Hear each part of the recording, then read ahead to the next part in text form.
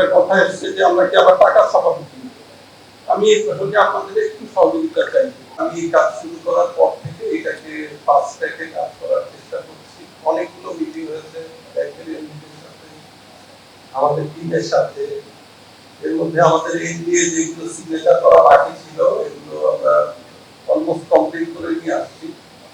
তো এই কাজটা অনেক সময় সাপেক্ষ কাজ, কিন্তু কাজটা আমাদেরকে করতে হবে খুব দ্রুততার সাথে। তো যাতে রিকভারি হয়তো দেরি হতে পারে, কিন্তু যে সমস্ত স্টোলেন আছে আমাদের আইডেন্টিফাই আমরা করতে পারি বা করার চেষ্টা করা উচিত।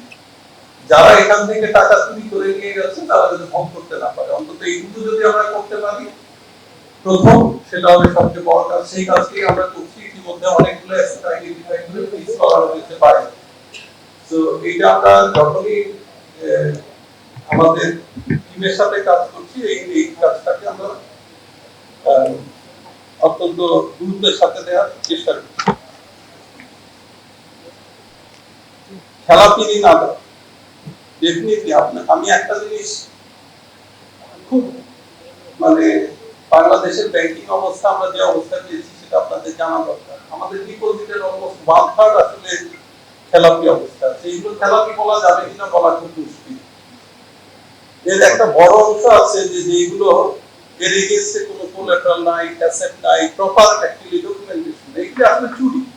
এগুলো ঠিক খেলাপি বলবো কিনা আমরা জানি না। পৃথিবীর অন্যান্য দেশে যে খেলাপি ঋণ হয় বা ব্যাংকিং সেক্টরে যে খেলাপি ঋণ হয় তার এগেইনস্টে একটা অ্যাসেট থাকে, সেটা একটা অ্যাসেট ম্যানেজমেন্ট কোম্পানিকে দিয়ে পার্সিয়ালি রিকভার করা হয়। সেখানে খারাপ অ্যাসেটকে আলাদা করে ব্যাংকগুলোকে ক্লিন করা হয়।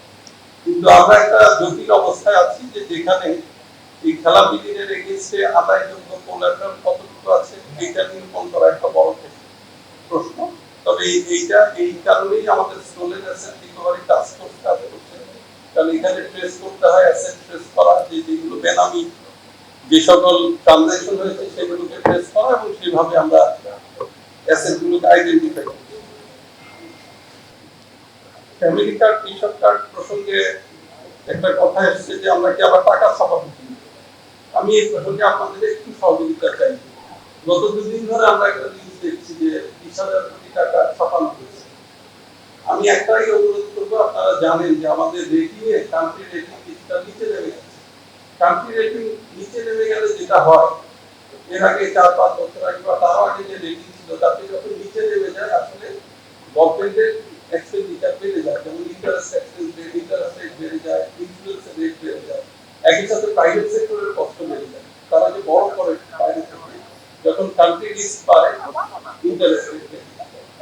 সো এই রেটিংটা নির্ভর করে কোয়ান্টিটেটিভ ডাটা, যেগুলো আমাদের পারফরম্যান্সের উপরে নির্ভর করে, একই সাথে আবার কিছু কোয়ালিটেটিভ ডাটার উপরে নির্ভর করে। সো আমাদের এই যে নিউজগুলো অনেক সময় এই কোয়ালিটেটিভ ডাটা আমাদের খুব ইম্প্যাক্ট করে। তারা এটাকে ঝুঁকিপূর্ণ মনে করে যে নিউজটা আসছে, এই নিউজটা কোনোভাবে সত্য নয়, এবং এটা কোনো এই যে বলা হয়েছে যে টাকার কথা বলা হয়েছে 20,000 কোটি টাকা ছাপানো হয়েছে, এর কোনো আসলে অস্তিত্ব নেই। যেটা হয় যে বাংলাদেশ ব্যাংকের সাথে সরকারের একটা অ্যাকাউন্ট, দুটো অ্যাকাউন্ট আছে, ওয়েজ এন্ড মিনস একটা অ্যাকাউন্ট আছে, যেখান থেকে সরকার টাকা নেয়, টাকা দিয়ে খরচ করে। এখানে আমরা 12,000 কোটি টাকার একটা লিমিট আছে, এটা সব দেশে সব সরকারেরই থাকে। আরেকটা যখন এর থেকে বেশি দরকার হয় ওভার ড্রাফট হয়। সরকার কি হয়, আজকে একটা বিল পেমেন্ট করছে, কালকে রেভিনিউ কালেকশন করছে, এটা ওভার ড্রাফটের মধ্যে একটা হয়।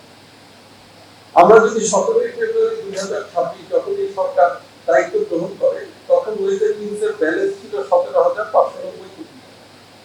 এর মধ্যে আবার কমেছে, বেড়েছে, মার্চে কমেছে, বেড়েছে, এরকম প্রতিদিনই কমে বাড়ে। কারণ আজকে হয়তো টাকা সরকার দিচ্ছে, কালকে দিয়ে দিচ্ছে। 22 এপ্রিল অর্থাৎ এই 3 দিন আগে এখন আমাদের ব্যালেন্স আছে হচ্ছে 11,103 কোটি, অর্থাৎ কমে গেছে কিন্তু সরকারের টাকা নেওয়ার পরিমাণটা।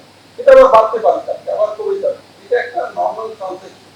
সেখানে এমন না যে আমি টাকা ছাপাচ্ছি আবার পরের দিন টাকা এনে টাকা ঘুরিয়ে দিচ্ছি বা নষ্ট করছি, তা না। এটা একটা ওভারড্রাফটের কারণে একটা আমার মনে হয় যে আমাদের সহযোগিতা দরকার। এই ধরনের নিউজ এটা আমাদের রেটিংয়ে কিন্তু ইম্প্যাক্ট করছে। ফলে এর ফলে সরকারের এবং বিদেশের প্রাইভেট সেক্টর যারা, তাদের কাছে যদি যদি আমরা ভালো করতে পারি খরচটা কমে আসবে এই সেক্টর, এই আমাদের ইন্স্যুরেন্স এক্সপেন্স।